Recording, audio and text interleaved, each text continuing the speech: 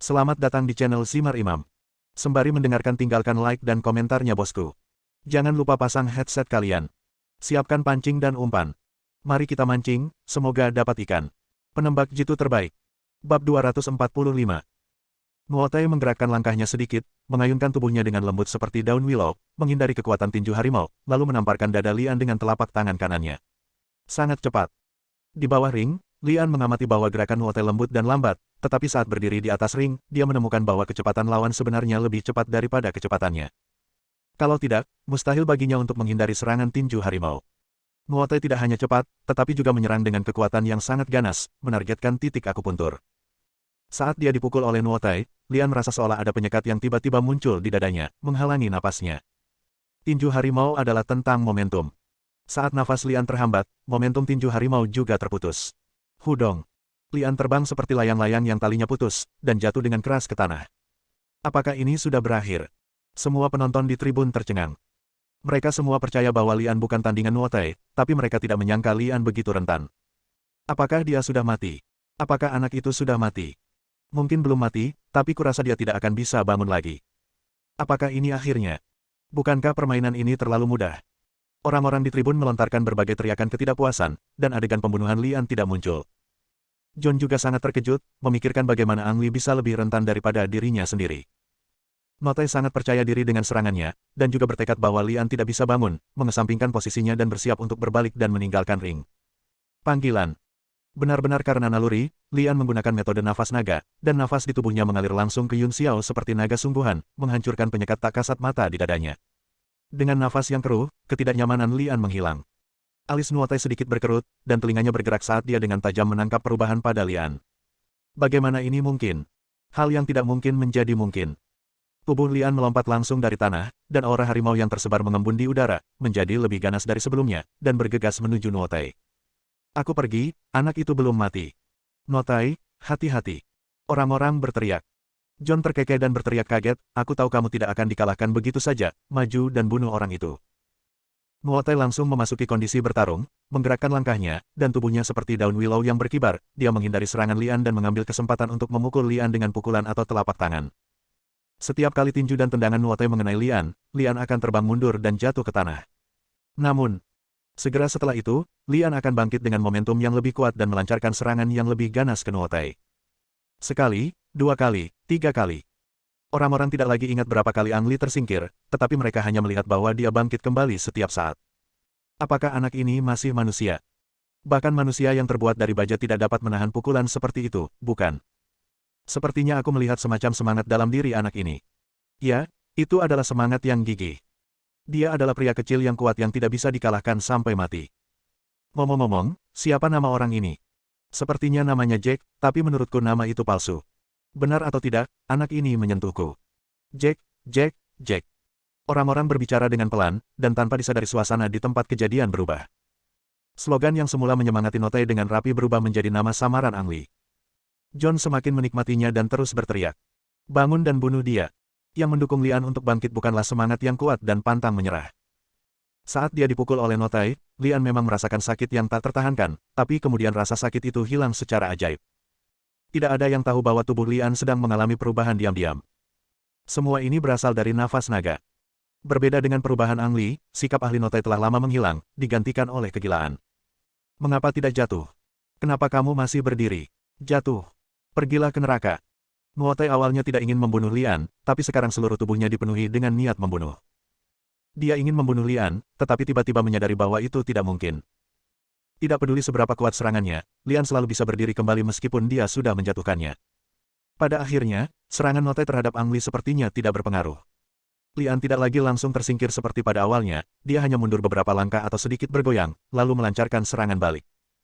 Kecepatan Nuotai sepertinya perlahan menjadi lebih lambat. Tepatnya, kecepatan Ang Li menjadi lebih cepat, begitu cepat hingga Nuotai tidak bisa menjauh semudah sebelumnya. Dalam pertarungan ini, Ang Li ditakdirkan untuk menerobos kemacetan Tiger Fish dan menjalani transformasi total. Tidak mungkin, sangat tidak mungkin. Nuotai menjadi semakin ketakutan. Dia menemukan bahwa meskipun Lian berasal dari Tiongkok, dia belum menerima pelatihan seni bela diri ortodoks dan tidak memahami titik akupuntur manusia sama sekali. Namun, orang yang tidak tahu apa-apa selain menggunakan kekerasan ini memiliki kecenderungan untuk mengalahkannya. Setiap pukulan dan telapak tangan yang dipukulnya seolah menjadi latihan bagi tubuh Lian. Mati, panggil Kruger lembut. Mati, dengan pakaian menawan, berjalan keluar pintu, berdiri di belakang Kruger dan bertanya, "Bos, apakah Anda menelepon saya?" Kruger mengangguk sedikit, menatap adegan pertarungan di layar, dan memerintahkan, "Saya meremehkan anak itu, Nuotei bukanlah lawannya." Mati kaget saat melihat adegan pertempuran itu. Sejak Nuotei muncul di sini, dia belum pernah kalah. "Bos, apa yang Anda ingin saya lakukan?" tanya Mati. Kruger memerintahkan, "Minta seseorang untuk membunuh Lian. Ingat, tunggu sampai dia pergi dari sini sebelum mengambil tindakan, jika tidak maka akan mempengaruhi bisnis tempat itu." "Dimengerti." Mati menjawab dengan lembut, membungkuk sebelum mundur. Di arena. Ketika Nuotei meninju Lian lagi, nafas naga itu langsung menyelesaikan dampak pukulannya pada Lian. Kali ini, tubuh Lian stabil seperti batu, bahkan tidak bergetar. Hampir pada saat Nuotei memukul Lian, tinju Lian juga mengenai dada Nuotei. Engah. Nuotei terbang terbalik, menyebarkan kabut berdarah di udara. Ledakan. Saat Nuotei terjatuh ke tanah, tubuhnya terpental, dan ia langsung berjuang untuk bangkit. Alhasil, tubuhnya terhuyung dan terjatuh lagi ke tanah dalam hitungan detik. Hilang. Nuotei yang belum pernah kalah sebelumnya, justru kalah. Di tribun, orang-orang langsung berteriak setelah terkejut sesaat, dan nama Ang Li terdengar di seluruh penonton. Panggilan. Lian menarik napas, berjalan ke arah Nuotei dan bertanya, "Apakah kamu baik-baik saja?" Nuotei hanya terengah-engah, namun tidak mampu menjawab, dan akhirnya dibawa pergi oleh staf. Bab 246. "Puan Jack, bolehkah saya berbicara dengan Anda?" "Jack, aku ingin mempekerjakanmu dan memberimu $1 juta setahun, oke?" "1 juta. Kamu pelit sekali. Jack, jadilah pengawalku.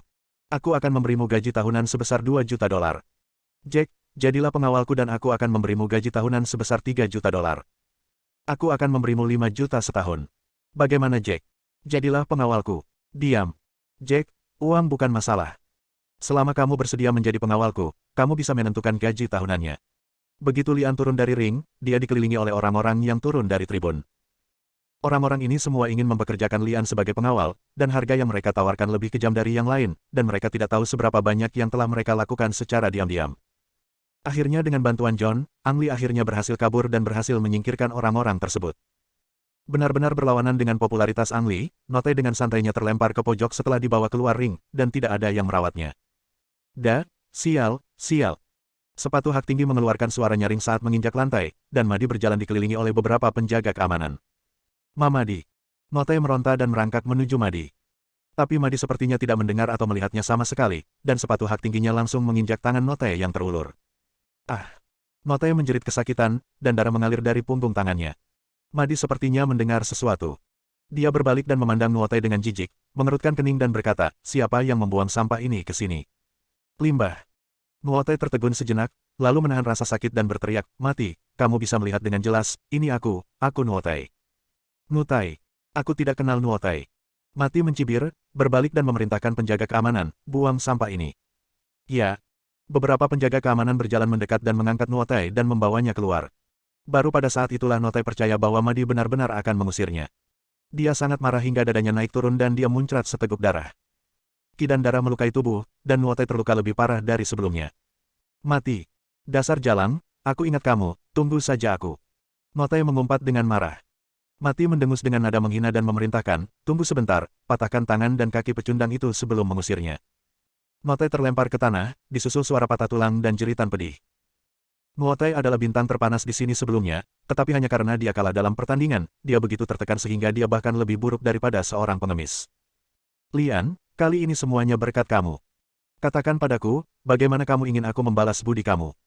Jika aku seorang wanita, aku pasti akan memberikan hidupku padamu." John sangat senang. Dia tidak hanya memenangkan kembali uang yang hilang terakhir kali, tetapi dia juga mendapat untung besar. Bah. Lian muntah 3 kali dengan jijik dan mengutuk, "Kamu bahkan tidak melihat seperti apa penampilanmu. Bahkan jika kamu ingin berjanji padaku, aku tidak berani menerimanya." "Haha." Yohanes tertawa. "Berhentilah tertawa, cepat keluar dari sini." Desak Lian, khawatir dia akan dikepung lagi oleh orang-orang yang ingin mempekerjakannya. Mereka berdua buru-buru berganti pakaian dan berlari menuju tempat parkir seolah sedang melarikan diri. Begitu dia masuk ke tempat parkir, Lian menghela nafas ringan dan berhenti. "Ada apa?" John berhenti dan bertanya.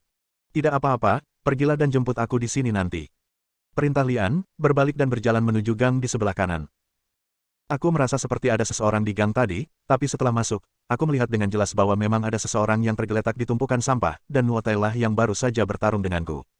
Mungkinkah dia sudah mati? Lian melangkah maju dan menemukan bahwa Nuotai penuh luka dan anggota tubuhnya patah. Dia berteriak dengan marah, brengsek, bajingan mana yang melakukannya? Jika Nuotai dipukuli seperti ini di atas ring, tidak ada yang perlu dikatakan, tapi jelas ada seseorang di belakang kemudi. Lian mengangkat Nuotai dari tumpukan sampah. Mungkin karena luka di tubuhnya, Nuotai menjerit pelan dan membuka matanya. Brengsek. Berhenti bicara, aku akan membawamu ke rumah sakit sekarang. Lian memeluk Nuotai dan berlari keluar gang.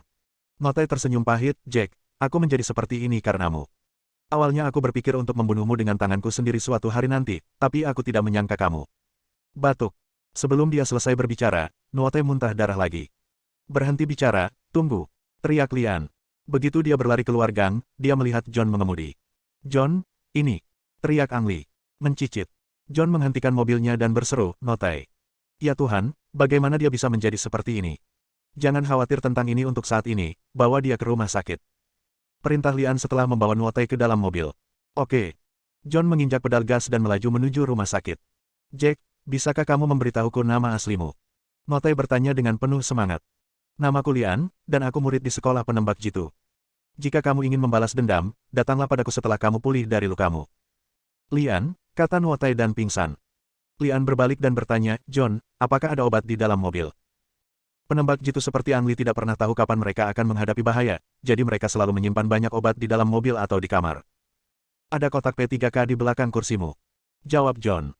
Lian meraih ke belakang kursi dan mengeluarkan kotak P3K, menyuntikkan 2 dosis morfin ke Nuotai untuk membuatnya merasa lebih baik, dan kemudian membalutnya untuk menghentikan pendarahan di tubuhnya. Lian, sepertinya kita sedang diikuti, tiba-tiba John berkata. Lian menoleh ke belakang dan melihat 2 kendaraan off-road Audi hitam mengikuti di belakang, dan beberapa orang menjulurkan senjata dari jendela. John, apakah mobilmu anti peluru? Tanya Angli. Maaf, mobilku kelihatannya keren, tapi tidak tahan peluru, kata John menyesal. Lalu kenapa kamu ragu-ragu? Lari. Berdengung. John menginjak pedal gas hingga ke bawah, terlepas dari lampu merah atau hijau, dan bergegas maju dengan putus asa. Papa. Musuh di belakang melepaskan tembakan, puluhan bom menghantam mobil, dan kaca depan langsung pecah. Kali ini dia keluar dengan tergesa-gesa. Lian hanya membawa belati dan tidak membawa senjata, jadi dia bertanya pada John, apakah kamu punya senjata? Ada tas di bawah kursi. Tarik keluar. Jawab John. Angli membungkuk dan mengeluarkan tas travel dari bawah kursi, yang berisi senapan otomatis militer AS, senapan sniper yang telah dibongkar, Desert Eagle, beberapa granat dan bahan peledak lainnya. Dengan persiapan yang memadai, apakah perlu berperang sewaktu-waktu? Mustahil. Orang-orang seperti Angli dan John memiliki status khusus. Tidak ada yang tahu kapan musuh akan muncul. Tidak ada salahnya bersiap dengan baik. Bab 247. Musuh telah melepaskan tembakan. Tampaknya memakan waktu dan tenaga untuk merakit senapan sniper saat ini. Ambil langkah mundur. Saat berkendara dengan kecepatan tinggi, lebih baik menggunakan senapan sniper daripada senapan otomatis dengan tembakan terus-menerus. Angli mengambil senapan otomatisnya dan menembakkan peluru kedua mobil di belakangnya. Rentetan peluru ini gagal melukai siapapun, namun secara efektif menekan daya tembak musuh. Duduklah dengan tenang.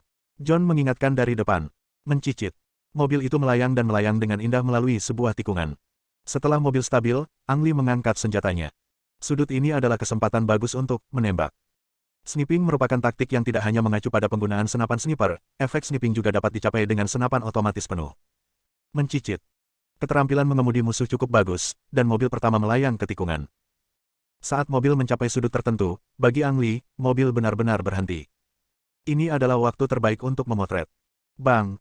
Sebuah peluru terbang keluar, menembus kaca depan mobil dengan akurat, dan mengenai pengemudi. Tembakan ini menyebabkan pengemudi terluka parah. Pada saat yang sama, mobil kehilangan kendali karena pengemudinya terluka dan menabrak tiang telepon di pinggir jalan. Kemudian mobil kedua memasuki tikungan. Orang-orang bersenjata di dalam mobil sepertinya telah mengambil pelajaran dari mobil di depan mereka, dan menembaki Angli dengan liar. Sayangnya, hit rate mereka terlalu rendah, karena kelembaman gerakan mereka menyebabkan mereka terbang ke angkasa. Bang! Angli dengan tegas menarik pelatuknya, dan peluru mengenai ban kiri depan mobil. Ban langsung pecah, dan mobil terguling, berhenti setelah beberapa kali jungkir balik. John, kembali. Angli mengulurkan tangan dan menepuk kursi John dan berteriak. Mencicit. John mengerem kuat-kuat untuk menghentikan mobilnya, berbalik dan bertanya, apa yang ingin kamu lakukan? Kita harus mencari tahu mengapa orang-orang ini mengejar kita, jawab Lian. Mengerti. John mengulurkan tangan dan memindahkan gigi ke mundur, menyebabkan mobil mundur dengan cepat. Bah. Ang Li menarik pelatuknya satu demi satu untuk menghabisi musuh-musuh yang masih memiliki kemampuan bertarung. Ang Li tidak akan pernah berbelas kasihan kepada musuh yang menginginkan nyawanya. Setelah membunuh beberapa orang berturut-turut, Ang Li membuka pintu mobil dan mengeluarkan seorang pria yang kepalanya berlumuran darah serta lengan dan kakinya patah akibat mobil terguling. Ah! Musuh berteriak kesakitan. Ang Li langsung menarik musuh ke dalam mobil dan berteriak kepada John, menyetir. Berdengung. Mobil itu melaju kencang. Terjadi baku tembak dan banyak orang terbunuh. Banyak yang harus mereka lakukan sambil menunggu polisi datang. Bang! Lian pertama-tama meninju tahanan itu 2 kali, lalu menaruh belati di lehernya dan berteriak, katakan padaku, siapa yang mengirimmu ke sini dan mengapa kamu membunuh kami? Tahanan itu tidak punya tulang punggung dan langsung menjawab, itu Kruger. Siapa Kruger? Ang Li bertanya ragu, karena belum pernah mendengar nama ini sebelumnya. Aku tahu, itu adalah pemilik toko yang kita kunjungi sebelumnya. Bajingan ini, bukankah kita hanya memenangkan sedikit uang dan dia benar-benar mengirim orang untuk memburu kita? Teriak John dengan marah. Ang Li menyadari bahwa segala sesuatunya tidak sesederhana itu. Dia dan John telah memenangkan sedikit uang, tetapi uang itu tidak berarti apa-apa bagi Kruger yang kaya. Kruger adalah saudara laki-laki Matt, kata tahanan itu. Jadi itu dia. Lian tiba-tiba mengerti dan memikirkan Tony dan ayahnya yang ditemuinya di Angel Manor. Siapa Matt? John tampak bingung. Namun, Lian sudah membuka pintu mobil dan mengusir tahanan itu. Saat mengemudi dengan kecepatan tinggi, tahanan yang sudah terluka itu diusir, dan peluangnya untuk bertahan hidup sangat rendah. John melirik Ang Li melalui kaca penglihatan dan bertanya, apakah kamu ingin kembali dan memberi pelajaran pada Kruger? Lian menggelengkan kepalanya dan berkata, ayo ke rumah sakit dulu. Kita akan membicarakan Kruger nanti. Jika bukan karena Nuotai segera dikirim ke rumah sakit untuk perawatan, dan jika dia tidak terbang kembali ke Tiongkok besok pagi, Ang Li tidak akan pernah membiarkan Kruger pergi begitu saja. Notai didorong ke ruang gawat darurat rumah sakit. Lian menunggu sampai Notai keluar dari ruang gawat darurat, membayar sejumlah besar tagihan medis untuknya, dan menyewa seorang pengasuh sebelum pergi. Sepulang sekolah, saya langsung mandi dan makan. Mobil kiriman kepala sekolah Sami sudah menunggu. Lian mengucapkan selamat tinggal kepada instruktur dan siswa sekolah satu persatu, mengambil senapan sniper tipe 85 dan senapan Mosin Nagant dengan hormat sederhana dan berangkat pulang. Sulit bagi kebanyakan orang untuk membawa pisau ke dalam pesawat, namun Ang Li memiliki prosedur yang sesuai agar ia dapat membawa senjata ke dalam pesawat. Penerbangan lebih dari 10 jam memang membosankan, namun untungnya pesawat mendarat di bandara tanpa insiden. Karena penghormatan Lian istimewa, dia harus menunggu sampai semua orang pergi sebelum dia bisa memberi hormatnya sendiri. Saat kakinya menyentuh tanah, hati Lian membengkak karena gairah. Tiongkok adalah tanah air Lian. Kemanapun dia mengembara, inilah akarnya. Mereka baru keluar beberapa bulan, tapi rasanya Lian sudah berada di sana selama beberapa tahun. Perasaan keakraban tak terlukiskan. Tarik napas dalam-dalam, nampaknya kabut asap di China lebih segar dibandingkan udara di luar negeri. Kemudian, Lian berbaring di tanah dan mencium tanah. Tanah air, aku kembali. Hei, apa kamu melihatnya? Apa anak itu gila? Mereka bilang bulan di luar negeri itu bulat, dan pergi ke luar negeri sekali sama dengan selapis emas. Kenapa menurutku orang ini semakin buruk? Ya, pernahkah kamu melihat bahwa dia begitu miskin sehingga dia memakan kotoran? Hubungan emosional Lian dengan Ibu Pertiwi tiba-tiba terputus oleh beberapa suara sarkastik. Ketika saya melihat ke atas, saya melihat sebuah kendaraan militer diparkir tidak jauh dari situ. Berdiri di depan kendaraan itu adalah tentara berseragam kamuflase dan berkacamata hitam. Pantau Long, Pantau Tang, dan Bai Junan. Lian berteriak dengan semangat, dan dia bangkit dari tanah dan bergegas. Orang malang ini ada di sini, haruskah kita lari? Tentu saja kita harus melarikan diri, kalau tidak bau mulut dia akan menyerang kita. Berlari. Biarkan aku melihat di mana kamu bisa lari. Lian menangkap mereka bertiga satu persatu, dan mereka berempat berpelukan erat. Oke, hampir sampai. Kita semua adalah pria besar, jadi berpelukan dan berpelukan di depan umum tidak akan berdampak baik. Bah, kamu pikir aku ingin memeluk kalian tiga pria bau? Hei, di mana Tim Zhou? Apa, kamu ingin memeluk Tim Zhou? Saya harus melaporkan masalah ini ke Tim Zhou ketika saya kembali. Keluar dari sini. Kapten Zhou sedang sibuk dan tidak punya waktu untuk menjemputmu. Dia secara khusus meminta kami bertiga untuk datang ke sini. Selain itu, Kapten Zhou telah berjanji. Kamu bisa segila yang kamu inginkan hari ini. Kamu akan menjadi gila. Dinilai besok pagi. Ayo kita cari tempat untuk minum. Di tengah keributan, mereka berempat masuk ke dalam mobil dan pergi. Bab 248. Tidak perlu kembali melapor. Mobil melaju ke hutan pegunungan 5 km dari Kam Tim Longya dan berhenti. Di sebelahnya terdapat sungai yang mengalir dengan angin sepoi-sepoi, dan pemandangannya cukup bagus. Long San mengeluarkan 4 kotak bir paling populer di negara itu dari mobil, 1 kotak untuk setiap orang. Ayo, Mari kita ucapkan selamat kepada Lian atas kepulangannya yang selamat dan minum sekaleng dulu. Teriak Long San sambil mengangkat sekaleng bir tinggi-tinggi. Selesai. Yang lain tidak gemetar, mereka mengambil anggur dan menuangkannya ke mulut mereka. Setelah minum bir, Chen Hao berkata, Liang, saya dengar Anda memenangkan peluru emas, penghargaan tertinggi dari sekolah penembak jitu Jerman. Ya, Lian tidak menyangkalnya. Oke, kamu tidak mempermalukan tim Dragon ya kami. Tang Haoxuan mengacungkan jempol kepada Lian. Sebagai seorang penembak jitu, Tang Haoxuan juga mendambakan pelatihan di sekolah penembak jitu Jerman, dan berharap ia juga dapat memenangkan penghargaan peluru emas, yang merupakan penghargaan tertinggi bagi penembak jitu. Lian, dalam hal bakat menembak, saya akui bahwa saya sedikit tertinggal dari Anda. Tetapi dalam hal minum, saya, Tang Haoxuan, berani mengklaim tempat kedua, dan tidak ada yang berani mengklaim tempat pertama. Bagaimana tentang hal itu, apakah kamu berani bersaing? Oke. Lian juga menjadi tertarik.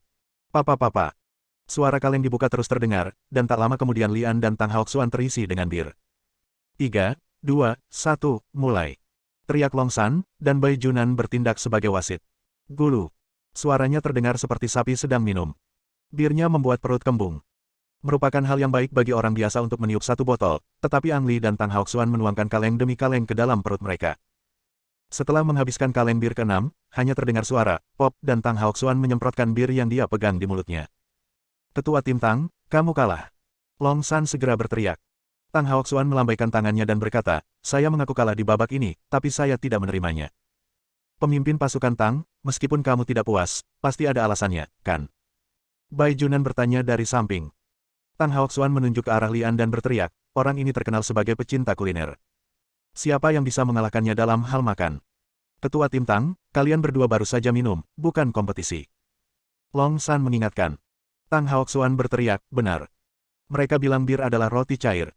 Minum bir berarti makan roti. Bolehkah saya memakannya?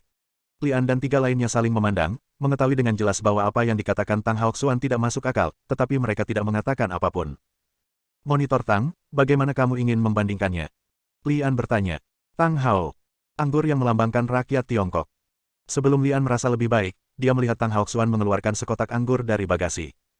Ergoto masih 56 derajat. Hehe. Ya, anggur ini enak. Tang Haoxuan menginjak kotak itu, menatap Lian dan bertanya, apakah kamu berani bersaing? Itu Ergoto pada 56 derajat. Long San buru-buru mengingatkan, pantau Tang, Lian ada penilaian besok, saya pikir kita bisa melupakannya. Benar. Akhirnya kita berkumpul, sekedar minum dan hidup. Selain itu, minum terlalu banyak berbahaya bagi kesehatan dan tidak baik bagi siapapun. Tapi Tang Haoxuan berteriak dengan enggan, tidak. Saya baru saja menyerah, dan sekarang saya akan bertanya padanya apakah Lian punya nyali untuk bersaing dengan saya. Mata Lian bergerak bolak-balik ke wajah ketiga orang itu, dan dia tiba-tiba tersenyum dan berkata, pantau Tang, jangan memprovokasi saya. Saya bisa melihatnya. Ini pasti pengaturan tim Zhou, kan? Saya sengaja membiarkan kalian bertiga bertindak di depanku. Ingin aku minum terlalu banyak dan kemudian mempermalukan diriku sendiri dalam penilaian besok. Orang ini benar-benar pencuri. Tang Haoxuan tidak mengatakan apa-apa, tetapi di dalam hatinya dia merasa seolah-olah dia ditangkap sebagai pencuri. Ya, inilah yang diatur oleh Zhou Yutong, dan alasannya persis seperti yang dikatakan Lian. Lian terkekeh dan berkata, pantau Tang, saya bahkan tidak tahu seberapa banyak saya minum, jadi saya hanya ingin menggunakan kesempatan ini untuk mencobanya. Ayo. Tang Haoxuan tampak sedikit terkejut dan bertanya, Lian, apakah kamu benar-benar ingin bersaing denganku? Lian mengangguk. Lian, jangan salahkan aku karena tidak mengingatkanmu. Terakhir kali pemimpin Regu Tang merayakan ulang tahunnya, semua orang di tim bergiliran menghormatinya. Akibatnya, dia membuat marah semua orang, tapi dia sendiri tidak mengecewakannya. Bai Junan berkata dengan tergesa-gesa. Long San mengangguk dan berkata, ya, saya melihat dengan mata kepala sendiri bahwa pemimpin pasukan Tang dapat minum setidaknya 3 kilogram minuman keras. Tang Haoxuan tampak bangga. Dia memiliki kapasitas minum yang baik, tetapi tentara memiliki persyaratan yang ketat dan sebagai penembak jitu dia memiliki disiplin diri yang kuat, jadi dia biasanya tidak minum. Lian, apakah kamu masih ingin berkompetisi? Tang Haoxuan bertanya dengan provokatif. Itu tidak lebih baik dari seorang pengecut, kata Lian sambil mendorong kaki Tang Haoxuan menjauh, mengeluarkan 2 botol anggur dan memberikan satu, ketua tim Tang, ayolah.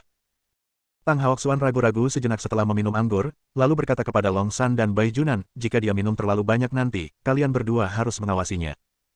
Long San dan Bai Junan masing-masing mengangguk, keduanya berpikir bahwa Lian akan mendapat masalah kali ini.